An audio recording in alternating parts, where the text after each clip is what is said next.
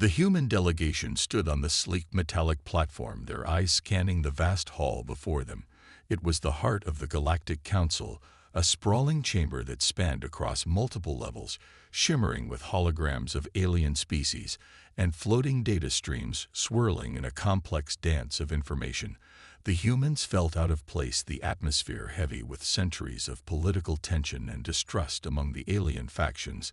They had no idea what they were walking into. All they knew was that this was humanity's moment to prove its worth. Alexander, the leader of the human team, was the first to step forward, his gaze unwavering. As he studied the room, every alien in the chamber, a different species, none of which had any real interest in making peace or forging alliances. In truth, humanity had only been invited because they had to be. They were new to the galaxy, not yet fully understood, but not yet rejected either. But that wasn't enough. The humans needed to convince them that they had a role to play in the future of the war, a war that had dragged on for centuries and was at a stalemate, neither side willing to give an inch. As the humans were led to their designated seats, Alexander's thoughts were interrupted by a sudden hiss and the soft chime of a door opening across the room. The council members had begun to file in one by one, each species carrying with them an air of superiority or disdain. But no one looked at the humans. Not yet, anyway. A tall, thin alien with smooth silver skin and glowing blue eyes, known as the Velmori, took the podium and began speaking in rapid, clicking tones, his voice harsh and commanding as he laid out the council's agenda for the day. But his words barely reached Alexander's ears, his mind focused on something far more pressing. The humans weren't just out of place, they were feared, or at least that's what Alexander had begun to suspect. He could feel the cold wariness in the way the delegates moved when they glanced in his direction, a subtle unease that hung in the air like a storm waiting to break. And he knew that was not a good sign. It wasn't that the humans were weak, far from it, but there was something about them, something that made the galaxy's most powerful species uneasy. And it wasn't until he spoke to one of the council aides in private that he began to piece it all together. He had been told in hushed tones that humanity's exclusion from the war had nothing to do with lack of resources or technology, but instead it was their instincts, it was humanity's unpredictability that terrified the galaxy's oldest species. These beings had spent millennia honing their strategies and their tactics, locked in a cycle of war, where every move was calculated, every victory earned through centuries of maneuvering. But the humans didn't operate that way. Humanity had a drive to survive unlike any other species, a resilience that no one had anticipated when faced with impossible odds. The humans had a tendency to find a way, and that was something the Council didn't want on the battlefield. They couldn't control it, they couldn't predict it, and that was dangerous. A species that didn't follow the rules or the playbook would be an unstoppable force in the galaxy. And as the realization sank in, Alexander felt a wave of both pride and unease. At the same time, humanity was feared not for what they had done, but for what they could do. And for the first time since arriving, he understood why the Council was reluctant to engage them. The meeting continued, but Alexander's mind raced. He knew they had to prove themselves, but now it was clear that the true challenge wasn't just to join the war. It was to convince these alien leaders that humanity's potential wasn't a threat, it was a promise. The council meeting dragged on, voices echoing in the vast hall, but Alexander barely heard the words. He was consumed by what he had learned. Humanity was being excluded, not because they were weak, but because they represented something the galaxy feared: unpredictability. As he sat there, watching the alien delegates debate and posture, it became painfully clear that humanity wasn't just another player on the field. They were a wild card, an unknown variable in a game that had been carefully controlled for millennia. The discussions continued in circles, the same points repeated over and over. The Izeri Empire, the largest and most militaristic faction, argued that humanity's inclusion would upset the balance of power. The Harnack, a race of brilliant strategists, warned that humanity's tendency to fight in ways no one expected would be a tactical nightmare. Even the peaceful and diplomatic Rika, whose species had never been involved in direct warfare, expressed concerns about humanity's untamed potential. They all feared what might happen if the humans didn't play by the same rules. Alexander could feel the weight of their words, but a part of him rebelled against it. How could they stand in the way of humanity's future?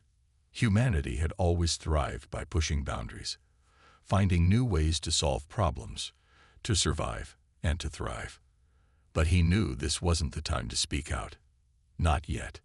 When the meeting adjourned, Alexander's team was escorted to a small side chamber by a nervous council aide, an alien who had been too careful in his avoidance of eye contact. The aide's manner suggested something was wrong, but he offered no answers until they were alone. It was then that the aide revealed more about the council's fears. "You don't understand," the aide said, his voice barely above a whisper. "The galaxy has been at war for longer than you can imagine. Your people, they are different. Your drive, it's unlike anything we've ever seen. You don't give up. You don't stop fighting. And that, it terrifies us." Alexander's mind raced. The aide continued, speaking of how humanity's history was full of sudden turns, of wars fought on sheer willpower, of people who rose from nothing to become great powers. But the most unsettling part, the part that made the entire council uneasy, was humanity's capacity to change the rules of engagement. Every time they were pushed to the brink, humans didn't just fight. They reinvented the fight itself. "Your species," the aide went on, "is capable of forcing an end to this war, your way. And we're not ready for that. You're not bound by centuries of tradition. You can rewrite the future." It was a compliment of sorts, but also a warning. Humanity's refusal to adhere to the usual methods of war was their greatest strength and their greatest danger. Alexander was quiet for a long moment, taking it all in. He understood now why they were being kept out. The galaxy didn't want humanity to change the course of the war. They wanted to keep the status quo, where power was dictated by old rules and old players. But humanity wasn't about rules. It was about survival, innovation, and doing whatever it took to win. "Then we will show them," Alexander said finally, his voice calm but resolute. "We will show them that we are not a threat. We will show them that we are the key to ending this war. The galaxy needs to understand that we aren't here to destroy. We're here to fix things." He turned to his team, their faces reflecting the same resolve. They had no choice but to prove themselves now. The war would either change them, or they would change the war. And in that moment, Alexander knew they had to be ready to do whatever it took. The aide left them, his words still hanging in the air. "Be careful. If you succeed, everything will change. But if you fail, the galaxy will never trust you again." The following day, the human delegation was called to a planet at the edge of the galactic war zone. It was a barren world, a place where entire fleets had clashed and left behind nothing but wreckage and dust. The mission was simple: assist in a peacekeeping effort between two warring alien factions, the Daurith and the Tsai, who had been fighting over this desolate planet for decades. Both sides were entrenched, and no matter the effort, they refused to negotiate. It was the perfect proving ground for humanity, or so the council thought. Alexander and his team landed in a small fortified outpost that had been set up as a neutral ground for talks. The tension in the air was palpable. Both sides had their guns trained on each other, and the humans could feel the weight of the history that had led to this moment. The Daurith were a massive insectoid species, known for their ruthless efficiency in battle. The Tsai, a race of crystalline beings, communicated through vibrations in the air, their forms shimmering with a cold, calculating intelligence. The human team was briefed by the council's liaison officer, a nervous, jittery being named Jal. "They won't listen to you," Jal said, wringing his long, spindly hands. "They don't want to listen. They've been at this for centuries. No one can broker peace between them. They're locked in an endless cycle of revenge." Alexander gave him a reassuring smile. "That's exactly why we're here," he replied, more confidently than he felt. "We're going to do things differently." They met with both factions in separate chambers, attempting to open a dialogue. The Dalrith were hostile from the start, demanding military support for their cause, while the Tai were more diplomatic, offering technical assistance to ensure the planet's resources were properly managed. Neither side showed any real interest in negotiation. Alexander could feel the weight of their distrust. "We need something different," he muttered to his team. "Something that breaks the deadlock." The solution came to him in a moment of clarity. The planet was rich in a rare mineral that both factions coveted, but it was also highly volatile, capable of triggering massive environmental destruction if improperly handled. The key was the mineral, a resource they both needed but had been using recklessly for centuries. It was the one thing they could agree on, if only they could be shown its true value. Alexander's plan was unorthodox. Instead of offering a ceasefire or diplomatic talks, he proposed something far more daring: a collaborative effort to stabilize the mineral's extraction, using a combination of Tai technology and Dalrith engineering. It wasn't about negotiating their differences, it was about creating a shared goal, a common interest that would force them to work together. The first response was one of disbelief. "You think we'll work with them?" the Dalrith commander hissed, his sharp mandibles clicking angrily. But Alexander didn't back down. "We all want the same thing here. If we continue fighting, this entire planet will be destroyed. We'll all lose. But if we join forces, we can make sure this planet survives, and we both get what we want." The Tsai, typically calculating but open to new ideas, began to consider the proposal. "Your logic is unconventional," said their leader, a figure whose crystalline body shimmered as it vibrated with thought. "But it might just work." The next few hours were tense. The human team worked with both factions, using their resourcefulness to create a solution. It wasn't easy. Tempers flared. Mistrust ran deep. But slowly, through human ingenuity and an unwillingness to back down, the first steps toward cooperation were taken. By the end of the day, a tentative agreement was reached. Both sides agreed to cease hostilities long enough to begin stabilizing the planet's resources, and in exchange, they would receive a share of the mineral's harvest. It wasn't peace, not yet, but it was a start. As Alexander walked back to the ship that evening, he allowed himself a moment of quiet triumph. They hadn't just mediated a ceasefire. They had shown the galaxy something no one expected. Humans could change the rules. They could turn enemies into allies, even if only for a brief moment. And it was just the beginning. The success on the desolate planet was a turning point, but Alexander knew it wouldn't be enough. The Galactic Council was watching, waiting for proof that humanity's unique approach could work on a larger scale. What they had done on the mineral-rich world was impressive, but peace between two factions on a single planet wouldn't be enough to change the course of the war. The Council needed more. They needed to see that humanity could influence the galaxy-wide conflict itself. In the days following the peacekeeping mission, Alexander and his team were summoned to a private council meeting, one that would determine whether they were truly ready to be trusted with a bigger responsibility. The atmosphere in the room was thick with suspicion and uncertainty. Alien leaders exchanged glances, their eyes narrowed as they debated among themselves. Alexander couldn't shake the feeling that the stakes had just been raised. The Velnori, their leader and chief strategist, was the first to speak. His sharp, angular face was impassive as he addressed the human team. "Your actions on the Dalrith Tai planet were unexpected. But there's more to this war than solving petty disputes.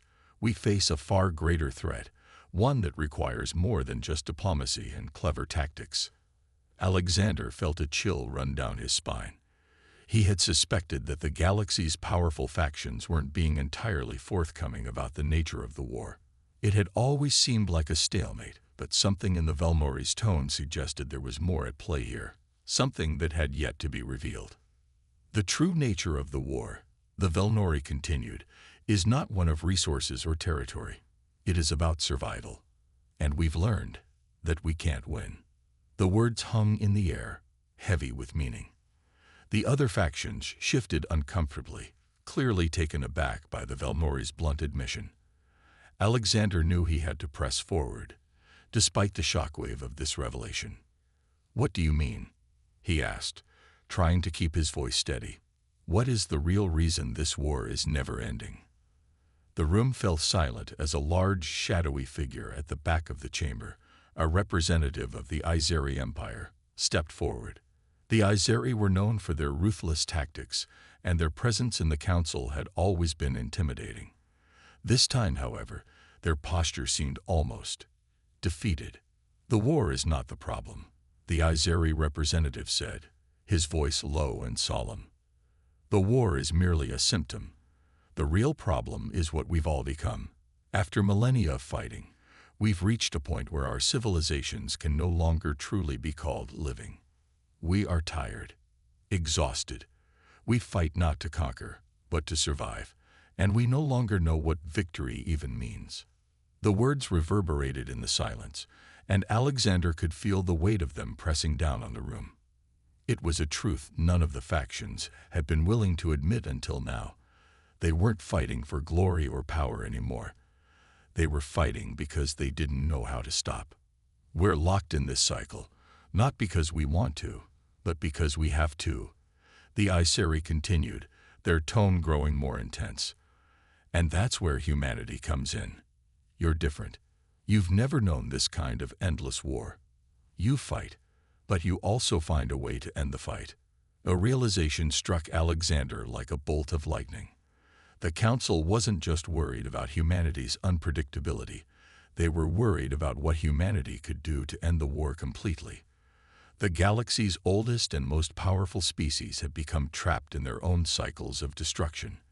They had forgotten how to create peace, how to build a future beyond the endless fighting. Humanity, on the other hand, had never known such a war. They fought not just to survive, but to find new ways to change the course of history. "We need your help."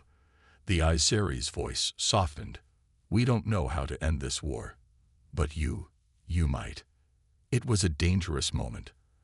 Alexander realized that humanity was no longer just an outsider trying to earn a place in the galaxy. They were the key to ending a war that had consumed everything for too long. The entire galaxy was looking to them to show the way forward. He took a deep breath, his mind racing. This wasn't just about diplomacy anymore. This was about reshaping the future of the galaxy itself. "We'll do what we can," he said, his voice steady, but with the weight of the task ahead of him. "But we're not here to fight the same war you've been fighting for millennia. We're here to end it." The revelation that the war was no longer about conquest, but survival weighed heavily on Alexander's shoulders as he and his team left the council chambers. The leaders of the galaxy's most powerful factions had just admitted their failure, their desperation. They weren't fighting for victory. They were fighting because they didn't know any other way. The brutal truth had been laid bare. They had reached the end of their own rope. It was in that moment that the Izeri representative's words echoed in Alexander's mind. "You might be the only ones who can end this." The burden of that statement was immense. Humanity had always fought for survival, yes, but they had never been locked in the kind of endless war that these species had endured. The human spirit was resilient, capable of invention and adaptation, but could they truly end a war that had been raging for millennia? Days passed in a blur of strategy meetings, briefings, and quiet moments of reflection.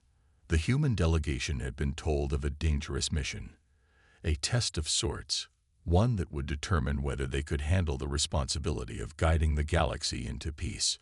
The target was a weapon unlike anything humanity had ever seen, a doomsday device constructed by the Izeri themselves, designed to obliterate entire fleets with a single strike. It was the last of its kind, and the Izeri had been preparing to use it in a final desperate attempt to break the stalemate. If they succeeded, they would tip the balance in their favor, potentially ending the war once and for all, at the cost of countless lives. The mission brief was simple: infiltrate the Izeri stronghold where the weapon was held, neutralize it without destroying it, and bring it back under control. It sounded impossible, but that was exactly the point. The Isari had offered the humans this mission as a way to test their abilities, and perhaps to see if they could handle the responsibility of ending the war. Alexander looked over the mission parameters once more. He had no illusions about the difficulty of what they were about to do. The Isari stronghold was heavily fortified, surrounded by the most advanced security systems the galaxy had ever seen. There were no guarantees of success, but if they failed, it would confirm what the other factions had feared, that humanity was unpredictable, dangerous, and untrustworthy. The team gathered around him in a briefing room aboard their ship, each of them ready to take on the impossible task ahead. His second-in-command, Lieutenant Mary Reed, stood by his side, her face set with determination. "What's the plan?" she asked, looking up from the data pads displaying the weapon's specifications. "We go in, we disable the weapon, and we get out. Quiet, clean, and fast," Alexander said, his voice firm. "We'll use their own technology against them. The weapon is designed to harness energy from the planet's core, but there's a flaw in the system. If we can tap into the energy grid, we can destabilize the weapon's core without triggering a massive detonation." Reed nodded, already processing the details. "And if things go sideways?" "If they do, we adapt," Alexander replied. "We'll improvise, like we always do. This isn't about force. It's about knowing the enemy's weaknesses and using them against them." There was no time to waste. The human team set off toward the Isari stronghold, the tension between them thick in the air. Each member of the team knew the risks. Every moment they spent infiltrating the facility brought them closer to the edge of failure. But it wasn't just the success of the mission that mattered, it was what came after. If they could neutralize the weapon without causing mass destruction, if they could prove that humanity could handle such power responsibly, it would send a message to the galaxy. Humanity wasn't just a player in the war. They were the ones who could reshape the very foundation of it. As their ship approached the Isari stronghold, Alexander looked out at the stars, a deep sense of purpose settling over him. This was no longer just about fighting. This was about proving that humanity could be the ones to bring an end to a war that had been tearing the galaxy apart for too long. The Isari stronghold loomed ahead, a colossal structure of jagged metallic spires and shifting, shadowy corridors. It was a fortress designed not just for defense, but to inspire terror. The human ship slid into a low orbit, its hull blending seamlessly with the planet's dark atmosphere. Alexander stood at the helm, his eyes fixed on the target ahead, while the rest of the team prepared for the mission. 5 minutes to drop point, Lieutenant Reed said, her voice calm but edged with tension. "We're entering Isari territory. Everyone keep their comms tight and be ready to move." Alexander nodded, his mind racing through the plan. It was deceptively simple: infiltrate the stronghold, disable the doomsday device, and get out. But simplicity often belied the complexity of such tasks, and in this case, it meant avoiding detection by Isari sentries, bypassing their state-of-the-art security systems, and ensuring that the weapon didn't get triggered by the slightest mistake. "Remember," he said, turning to his team, "we're not here to make a spectacle. We do this clean, precise, and without alerting anyone. If we get caught, the whole galaxy could come crashing down around us." Reed's eyes met his, her expression unwavering. "Understood, sir." The dropship detached from the human vessel, descending toward the surface. The team was clad in stealth suits, their bodies cloaked in a mix of chameleon-like materials that would help them blend into the shadows. They had trained for this moment countless times, but the stakes had never been higher. Every step had to count. The dropship touched down silently, the landing gear barely making a sound as the team disembarked. They moved swiftly through the darkness, their footsteps muffled by the thick layers of dust and debris scattered across the surface. Ahead, the looming stronghold's entrance beckoned, a vast archway guarded by the Isari's advanced energy fields. It was a system designed to keep out intruders, and it had never failed before. Until now. Alexander reached into his pack, pulling out a small device, a bypassing module that would temporarily disable the energy shields.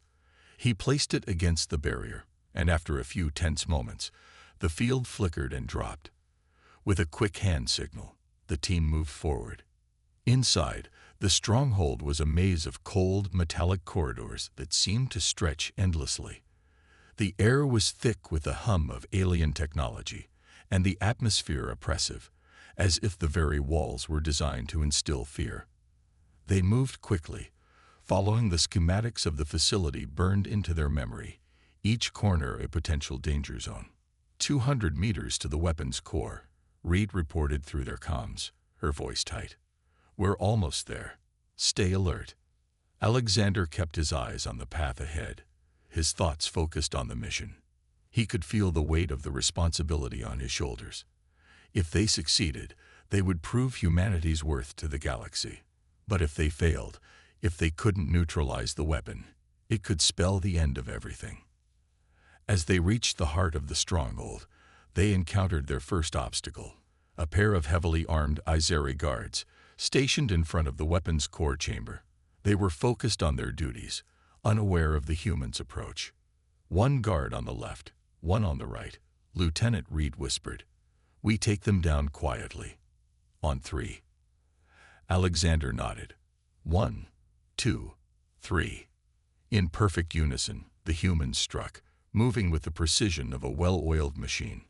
Reed incapacitated the left guard with a swift strike to the neck, while Alexander dealt with the right guard, knocking him unconscious before he could raise an alarm.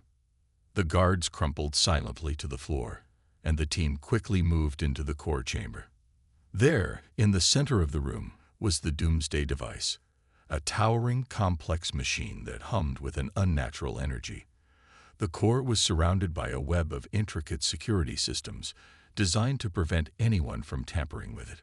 Alexander moved forward, his mind already processing the next steps. He knew they had no time to waste. This was the critical moment, the point where everything could go wrong, or everything could change. We need to disable the core stabilizer, Reed said, scanning the readouts on the control panel. But it's locked down tight. I'll need 5 minutes. 5 minutes. That was all they had before the Izeri would discover the intrusion and trigger the weapon. The pressure was unbearable. But for the first time since stepping into this mission, Alexander felt a strange calm. He wasn't just fighting for humanity's survival now. He was fighting for the future of the galaxy itself. Do what you need to do, he said, his voice steady. We'll hold this position. The room was eerily quiet, save for the hum of the Doomsday device as it pulsed with unnatural energy. Lieutenant Reed worked quickly, her fingers moving over the control panel with precision, scanning and recalibrating the various security locks. Every second felt like an eternity, and Alexander's mind raced, calculating the odds of success and failure with each passing moment. The air was thick with tension, the stakes higher than ever. 5 minutes, Reed murmured under her breath, as if to reassure herself more than anyone else. Just 5 more minutes. Alexander kept his focus on the perimeter, eyes darting between the door and the security cameras that flickered occasionally above them. They had to disable the weapon, but the complexities of the Izeri technology were far beyond anything humanity had dealt with. Every move they made had to be perfect. If they tripped even one alarm, it would be game over. His thoughts were interrupted by a soft hiss, followed by a barely perceptible click. He turned just in time to see a shimmer at the far end of the room. A cloaked Izeri patrol was entering through a hidden side door. It was impossible to know how many there were, but it was clear they detected something. Reed, he whispered urgently, we've got company. How much longer? 2 minutes, she snapped, her voice tight with concentration. Alexander cursed under his breath. 2 minutes wasn't nearly enough. They couldn't risk a firefight. Not here, not now. They had to neutralize the threat, quietly, or their mission would fail. His eyes scanned the room, looking for anything they could use to their advantage. The Izeri were technologically advanced, but their strengths lay in brute force and strategy, not stealth. Alexander's gaze landed on the security array near the door. There were 2 energy barriers that kept the entrance locked, but they were vulnerable to hacking. He gestured to his team. "We need to block the door. Now." Mary Reed didn't hesitate. She reached for a secondary device on her belt, a small EMP grenade. She primed it in an instant, throwing it toward the door just as the Izeri patrol entered the room. There was a sharp burst of static, and the energy barriers flickered out of existence, allowing the team to slip deeper into the shadows. The Izeri patrol froze. Alexander's pulse quickened. He could feel the adrenaline coursing through his veins, but he forced himself to stay calm. Every step had to be calculated. Reed whispered into his ear, her voice barely audible. "They're not moving. I think they're scanning for us. We have about 30 seconds before they start sweeping the room." Alexander nodded, signaling his team to spread out. The patrol was cautious, their glowing eyes scanning the dark corners, but the EMP had disrupted their sensors just enough to give the humans a window of opportunity. They needed to disable the patrol, quietly, before Reed finished cracking the core stabilizer. The seconds ticked by. And then, without warning, Alexander and his team pounced. The first Izeri guard dropped with barely a sound, Reed's hand clamping over its mandibles to prevent a cry. The second guard was less lucky, but just as vulnerable to the human speed and precision. They moved with fluid coordination, disabling the second guard before he could raise an alarm. The patrol was neutralized. "Go," Alexander whispered, signaling for the team to return to the control panel. "Reed, we're almost there. Just a little longer." Reed's fingers flew over the panel, her brow furrowed in concentration. 1 minute, she muttered. "I'm almost through. Keep them covered." The Izeri patrol was out of the picture, but more guards would come. Time was running out. Alexander watched the door, every muscle in his body tense. He could almost feel the pressure building, the weight of the mission bearing down on him. If they failed here, if they didn't get the weapon under control, the entire galaxy would be plunged into an even greater nightmare. It was humanity's moment to prove they could be the ones to reshape the war. Finally, Reed's voice broke through the silence. "Done. The stabilizer is offline. I've linked it to the backup systems. The weapon won't trigger, at least, not without an external override." Alexander let out a breath he didn't realize he was holding. "Good work. Now, we move." They gathered around the now disabled device, ensuring that no alarms had been triggered. The room still hummed with energy, but it was subdued, no longer threatening destruction. Alexander's mind raced ahead. There was no time to waste. They had accomplished their goal, but now they needed to leave, fast.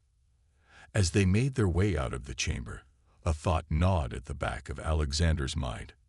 This was only the beginning. The mission was a success, yes, but the real work would start once they returned to the Council. If humanity could be trusted with a weapon of such magnitude, the galaxy might have no choice but to accept them as more than just a wild card. They could be the force that ended the war, if they could navigate the dangerous politics ahead. The ship was waiting. The galaxy would soon know that humanity had changed the rules. The mission was far from over.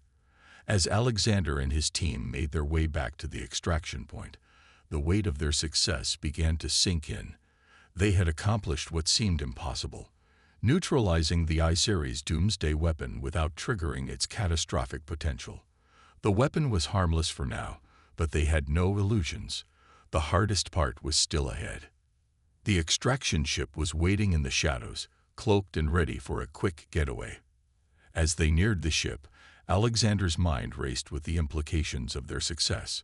The galaxy's factions were watching closely, and the humans had proven they could make a difference in ways that no one had anticipated.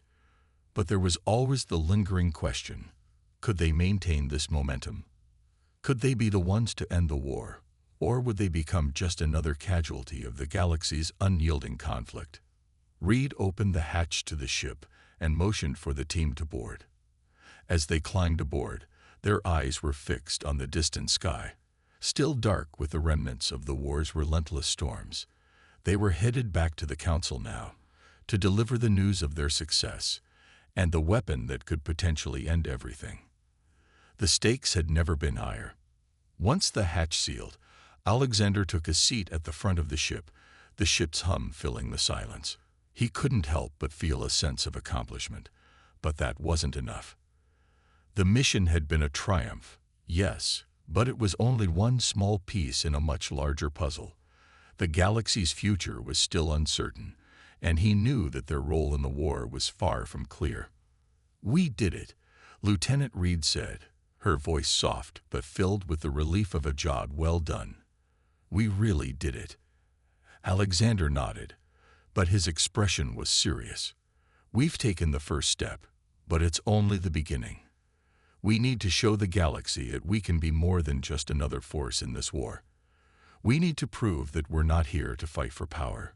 We're here to end this."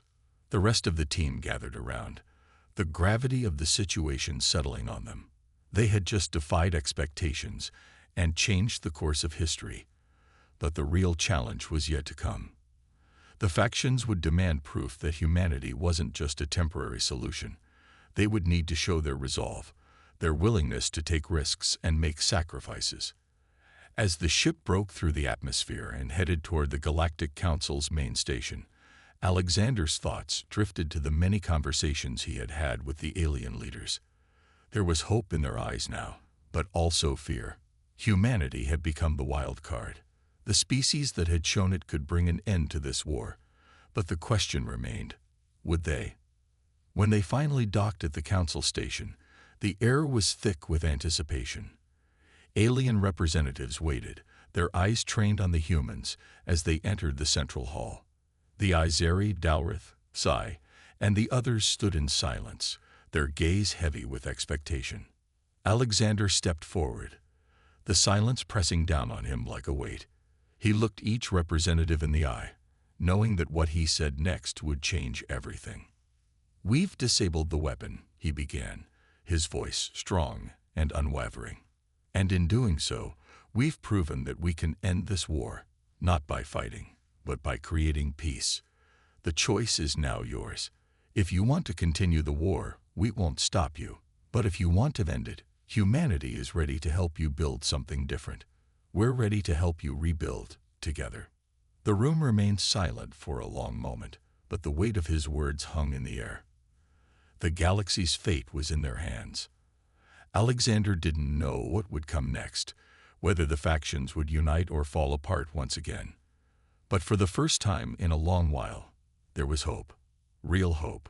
The silence finally broke, not with shouts or anger, but with a quiet murmuring of agreement.